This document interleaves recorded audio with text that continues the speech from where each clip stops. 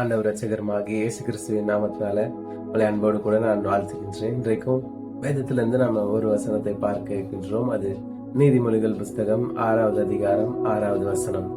நீ எறும்பினிடத்தின் போய் அதன் வழிகளை பார்த்து ஞானத்தை கற்றுக்கொள். ஞானம் என்று எடுத்துக்கொண்டால் அதுல சில வகைகள் உண்டு.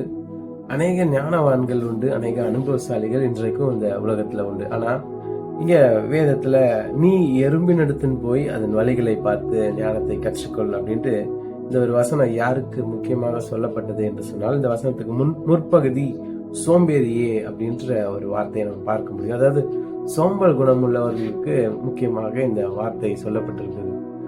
ஒரு வேடிக்கையான சிந்திக்கக்கூடிய ஒரு கதையை நான் சொல்றேன். 4 எறும்பு இருந்துச்சான். 2 எறும்பு ஞானமுள்ள எறும்பு, நான் புரிதலுக்காக சொல்றேன். இன்னும் 2 எறும்பு ஞானமற்ற எறும்பு.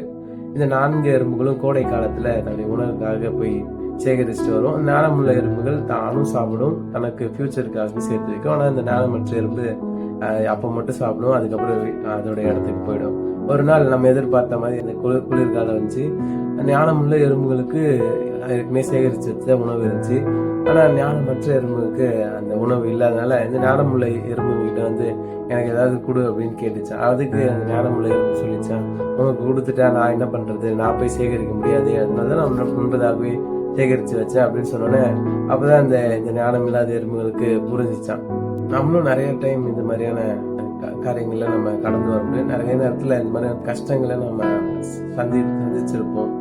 ஒரு பொதுவாக எல்லா வேலைகளும் நம்மளால முன்பதாக செய்ய முடியல அப்படின்னு சொன்னாலும் அநேக காரியங்கள் நம்மளுக்கு முன்பதாகவே தெரியும். இது இந்த நேரத்துல செஞ்சாதான் சரியா இருக்கும் அப்படின்னு நமக்கு தெரியும். நம்ம சோம்பல் அலட்சியத்தினால அப்புறம் பாத்துக்கலாம் அப்படின்ட்டு விட்டுட்டு கடைசியில நம்மளுக்கு தான் அந்த பிரச்சனையுடைய தீவிரம் நம்மளுக்கு புரிய வரும்போது நம்ம கஷ்டப்படுறோம்.